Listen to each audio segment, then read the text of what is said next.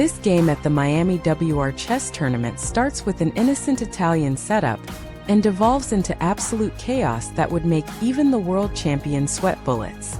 Are we looking at a display of pure positional genius, or did these two grandmasters just lose their minds in the Florida humidity?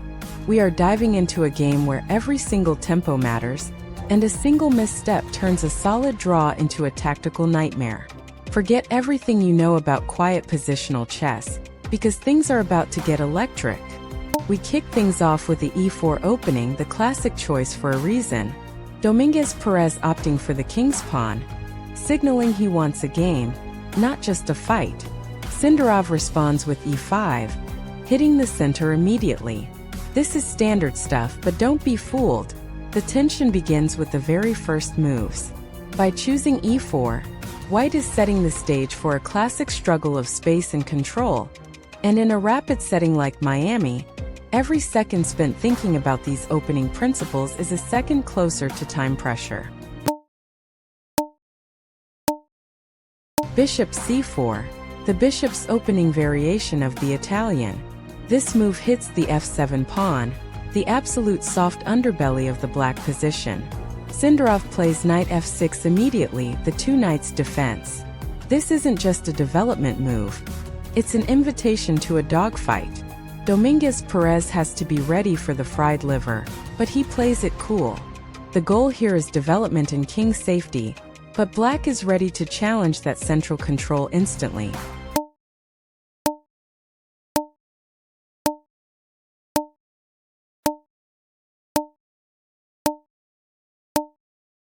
Knight d2 is a sneaky move. It's not the most aggressive way to develop, but it keeps the c3 pawn free to support the center. By playing knight d2, Dominguez is preparing to maneuver that knight toward g3 or f1 later, creating a defensive fortress. It's a very Cuban-American style of play. Solid, reliable, and suffocating. Sindarov castles, tucking his king away safely before he starts throwing punches in the center.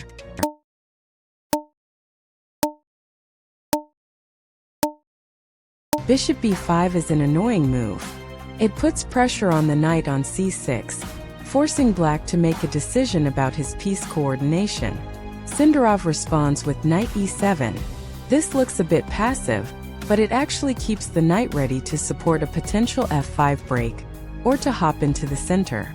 It's all about flexibility. Dominguez is building a structure that is hard to crack, but Sindarov is waiting for the perfect moment to counterstrike.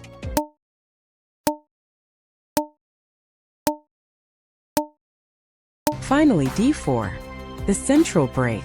Dominguez Perez is saying, I control this board and I'm taking the center.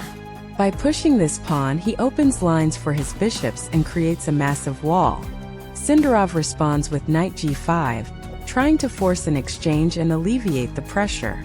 This is a critical junction. If white holds the center, black is in for a long, painful game of defense. If black can trade pieces effectively, the pressure evaporates. Knight takes g5, a necessary concession. Dominguez doesn't want the knight sitting on g5 bothering his bishop or knight. After knight takes g5, the position opens up. The pawn on h6 is now isolated and could become a target. This is where the game starts to get really technical. Sindarov is banking on his activity to compensate for the structural weakness he just accepted. Bishop takes e6. Dominguez is trading his active light-squared bishop to double the pawns on the e-file. This is a classic positional trade. He is creating a target on e6 that he can attack for the rest of the game. Sindarov takes back with the pawn f6. Now he has an open f-file for his rook. It's a trade-off. White gets a structural edge, but black gains attacking potential. The game is perfectly balanced, but the plans are diverging drastically. Knight f1 is a brilliant regrouping maneuver. The knight was doing its job on g3, but now it's needed for defensive stability, or to jump into the center on e3. Dominguez Perez is playing like a computer here, shuffling pieces to their optimal squares. Sindarov plays queen g6, aiming his queen right at the white king. The tension is palpable. One wrong move and the board will explode.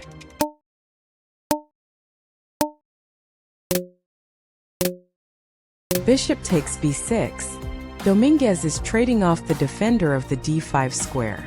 This is an aggressive move. He's looking to simplify the position. But wait, Sindarov plays x3. The f-file is ripping open. This is where the game turns from a positional battle into a tactical brawl. Dominguez is playing with fire, and Sindarov is more than happy to strike the match. Queen e4. An offer to trade queens. When you are under pressure or the position is getting chaotic, trading the queens is often the smartest way to kill the enemy's attack. Sindarov accepts with queen takes e4. Now we are in the endgame. Rook takes e4. The structure is fixed. White has a solid position, but the rook on d5 is creating massive headaches for Dominguez.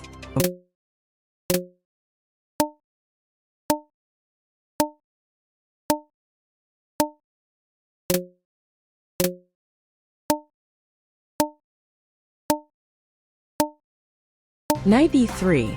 The horse is finally coming into the game to defend the back rank. Sindarov brings his rook to e2. That's a deep penetration. The rook on e2 is absolute poison. If Dominguez isn't careful, he's going to lose material or get checkmated. This is the definition of high-level chess. One tiny advantage for black, and he is applying pressure like a hydraulic press. Knight f2. Dominguez is scrambling to defend. Sindarov has been relentless, pushing pawns and maneuvering rooks to create an impossible situation. The pressure of the clock is clearly getting to them, but the level of precision remains high. This game is a lesson in how to squeeze a win out of a position that looks dead equal. Sindarov's final maneuver is pure poetry in motion. What a game! We saw a masterclass in positional pressure turn into a chaotic scramble. Dominguez and Sindarov really showed us why they are among the elite. If you enjoyed this breakdown of the Miami battle, then make sure to hit that like button and subscribe to Chess 64 Elite Academy right now for more elite chess content.